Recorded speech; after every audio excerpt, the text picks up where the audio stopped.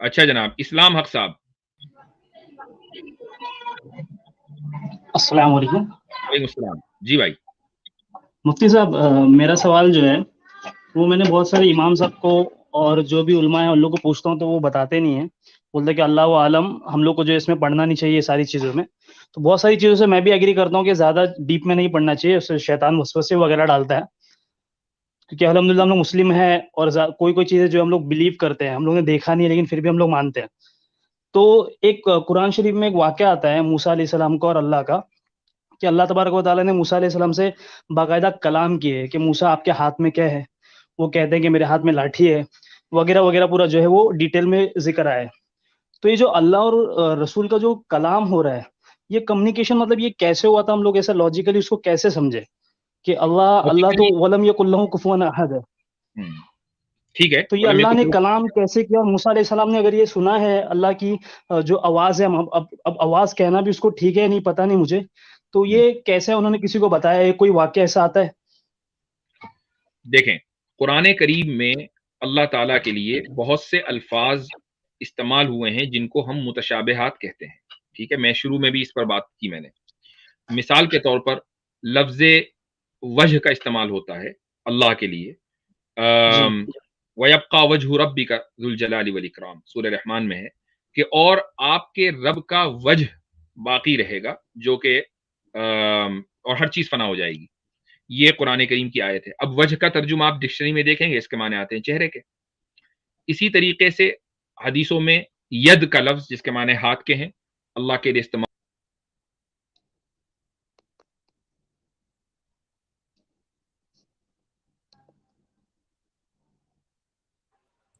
I think کچھ error آ گیا ہے، ہاں آواز نہیں آ رہی ہے۔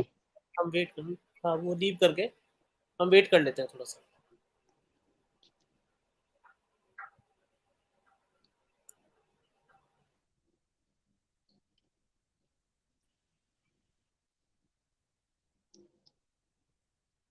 صحیح مسلم بھائی، بہت بہت مبارک آپ کو، آپ نے اسلام قبول کر لیا، بہت اچھا لگا سن کے۔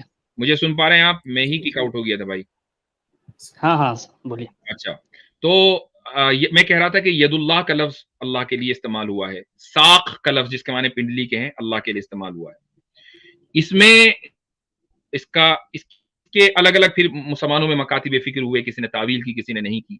جس چیز کو ساری دنیا کے مسلمان درست سمجھتے ہیں، یعنی سب سے بہتر سمجھتے ہیں، وہ یہ ہے کہ اللہ تعالیٰ کا ید تو ہے لیکن ہمارے ید کی طرح نہیں ہے، اللہ کا وجہ تو ہے لیکن ہمارے وجہ کی طرح نہیں ہے۔ اور یہ چیز لاجیکل کیسے ہے میں آپ کو سمجھاتا ہوں۔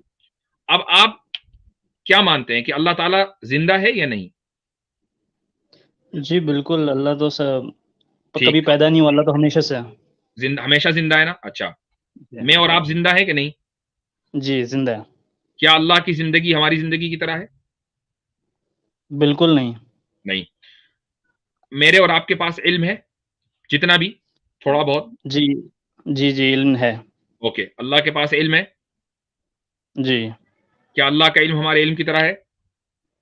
نہیں، اللہ نے جتنا چاہا اتنا دنیا میں دے دیا اللہ نے علم۔ تو جب اس کا علم ہمارے علم کی طرح نہیں، جب اس کی حیات ہماری حیات کی طرح نہیں، جب اس کا خلق کرنا ہمارے خلق کرنے کی طرح نہیں، تو پھر اس کا وجہ ہمارے وجہ کی طرح کیسے ہو سکتا ہے، اور اس کا ید ہمارے ید کی طرح کیسے ہو سکتا ہے، اور اس کی ساق ہماری ساق کی طرح کیسے ہو سکتی ہے، اور اس کی صوت ہماری صوت کی طرح کیسے ہو سکتی ہے؟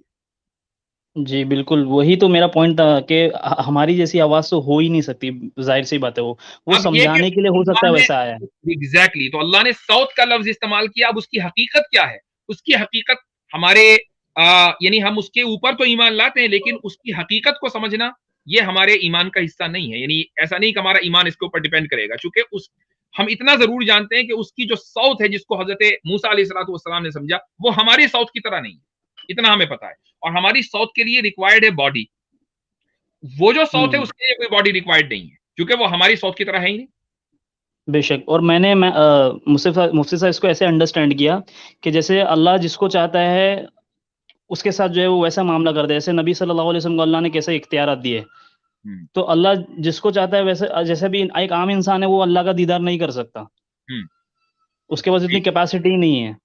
لیکن وہ جنت میں دیدار کر پائے گا تو اس ٹائم اس کو وہ اللہ تعالیٰ کیپیسٹی دے دیں گے. کیپیسٹی دے دے گا. بالکل. تو بالکل. نبی کو ہاں نبی کو اللہ نے سماعت کی وہ کیپیسٹی دی ہوگی موسیٰ علیہ السلام کو اس وقت جب اللہ تعالیٰ کمیونیکیٹ کر رہے تھے ان سے. مطلب ہمیں وہاں تک جانے کی ضرورت ہی نہیں ہے نا.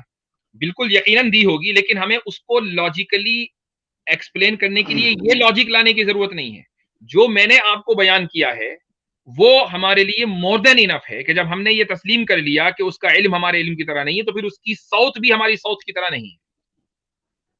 ہماری صوت کے لیے جی بالکل بالکل. لیکن موسیٰ علیہ السلام ایک انسان تھے، لیکن انہوں نے سنا ہے نا، اس لیے میں نے یہ بولا. وہ ٹھیک ہے، ظاہر ہے کہ موسیٰ علیہ السلام ایک عام انسان نہیں ہے، وہ ایک نبی اور اللہ کے رسول ہیں، تو ان کی جو صلاحیتیں ہیں وہ زیادہ ہیں ایک عام انسان کے مقابلے میں. لہٰذا حضرت موسیٰ علیہ السلام کو وہ صوت بھی سنائی دی کہ جو صوت ہمارے اور آپ لوگوں کی صوت کی طرح نہیں ہے. یہ میں کہنا چاہ رہا ہوں. جی بالکل. اسلام بھائی اس میں ایک اور نقطہ بھی ہے نا، وہ آیا تھا نا سورۃ شورى کی لیسا کمثلہ شیء وهو السمیع البصیر. تو اس میں دیکھیے پہلے کیا کہا گیا، اس میں کہا گیا لیسا کمثلہ شیء، یہی کہا گیا نا، اس کی کوئی مثال ہے ہی نہیں. جیسا کوئی نہیں. لیکن ساتھ میں میں نے بھی سورہ اخلاص کی مثال دی نا، اس لیے کہ اللہ کے مثل کے اللہ کے جیسا کوئی نہیں. یہ کہنا چاہ رہے ہیں کہ اللہ ایک طرف یہ کہہ رہا ہے کہ اس جیسا کوئی نہیں، ساتھ میں وہ یہ بھی کہہ رہا ہے کہ وہو السمیع البصیر، کہ وہ سننے والا بھی ہے دیکھنے والا بھی ہے. اس کا مطلب یہ کہ اسی آیت میں اس نے کہہ دیا کہ اس کا سننا اور دیکھنا تمہارے سننے اور دیکھنے کی طرح نہیں ہے. کریکٹ، میں یہی کہنا چاہ رہا ہوں. یس جی چلیں، شکریہ بہت.